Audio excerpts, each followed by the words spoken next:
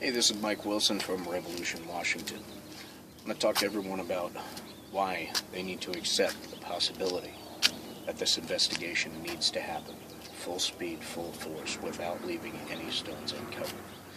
I have a lot of super brilliant, super intelligent friends that are convinced every single thing that comes out that looks like red flags, that is red flags, whatever.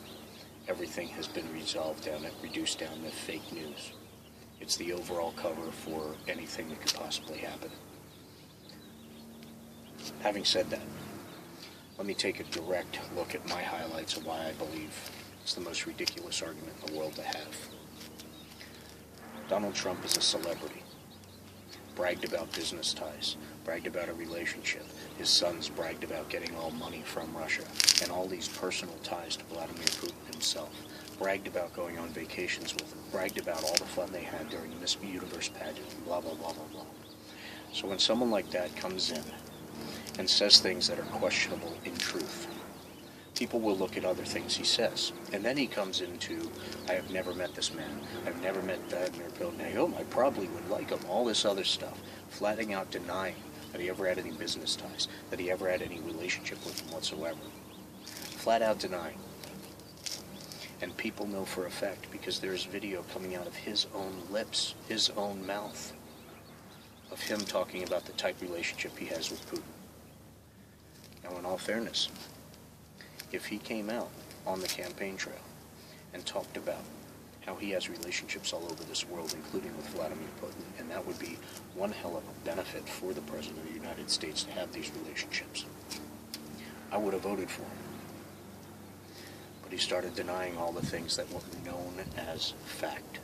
One of them being a very direct, very long-standing relationship with Vladimir Putin himself. There's a lot of investments tied in with it. There's still a lot of money coming to and from Russia into it. What they have proven so far with this fake investigation is a money trail and promises made from people inside the Trump camp during the campaign. Direct links. They have actual meetings where the emails of basically the son of the president said himself, and he released the emails himself, talking about having a group of Russian people come in with dirt on Hillary Clinton. Magically, the same day, the day before the actual meeting, Trump's on the campaign trail talking about, well, Russia, if you're listening, there's going to be some very dirty stuff. All of you who think there's no reason for an actual investigation about this guy and his relationships to Russia need to wake up and recognize this stuff is long-standing fact since before he was on The Apprentice. Example, when he built his golf courses, that was in the middle of the real estate slump bubble. Fraudulent mortgages and all that fun. We all remember that, don't we? No one can deny that happened. Do you think there's going to be a lot of American banks that just already got screwed over by one specific developer and company?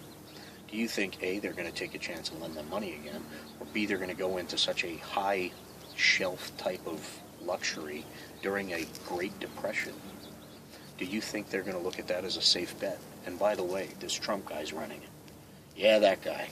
Yeah, I know he still owes us money. So they brag about, and they went back to Russian finance, Cyprus Bank, Deutsche Bank. That's been proven over and over again. Business lines of credit, cash, the whole 9 yards. Jared Kushner got a $285 million loan from one of those banks directly tied in with Vladimir Putin in December of 2016. One of apparently 5 or 6 loans that he actually got within 6 months of the campaign going into office. Just like Paul Manafort, there is proof that one of these loans, I think 180-something million, something like that, small change that easily you could forget about.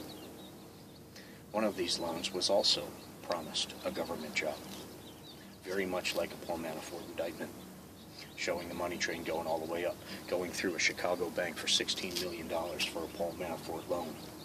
The $16 million was 1/4 of that small bank's entire budget for the year. This CEO, leader of the bank, forced this loan through, despite everyone else saying no to it.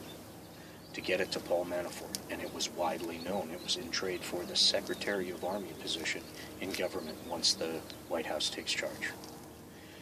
Now this is coming out, ironically enough, from a woman who got pissed off, who is his estranged ex-wife. In the divorce proceedings, she actually demanded the bank records for that entire year be put into evidence to show how much money he was making and all the business arrangements that came out of that, including a promise of a government position by Paul Manafort. Now, if anybody out there sees all that and all the other actual indictments that were already filed, that dozens and dozens of people approved being filed, both Republicans and Democrats.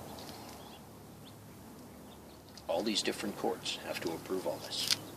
If there's that much evidence, or that big of a conspiracy, start using logic. These financial transactions happened. They're one of the reasons Jared Kushner does not have security clearance.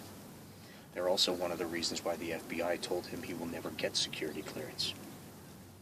He is also under not a federal indictment, but criminal investigation for real estate money laundering since before the run for the White House. There are plenty of reasons why he is not getting a security clearance. There are plenty of red flags in this administration that go right up to Donald Trump's door. So if any of you out there are still till today, already first week in March, till today, saying that there's no reason for the investigation or the only reason is the dossier, you need to look deep into that mirror. You need to look at yourself in the eye and tell yourself you're freaking nuts. Because if you look at all of these little things that have been proven and admitted by the family themselves, that alone isn't enough, is more than enough for an investigation. And this is our president. And if you can't separate yourself from your political choice and your vote enough to look at these facts, not fake news, facts, verified facts. It's not a conspiracy. It's been going on since before he took office and continues. And if you doubt it continues, what happened to the sanctions? The sanctions Obama put in place for Trump to execute, so he wasn't stepping on his toes. Everything that was set up, all he had to do was push a big button. Think about it before you get angry. Think about it before you jump behind your vote. But think about it as an American. Just because you voted for him doesn't mean you have to stand for everything this man has ever done. I got news for you. Some of it's really, really shady. And we will all find out. So live in peace, Americans. Appreciate what we have, because that is what our country's all about.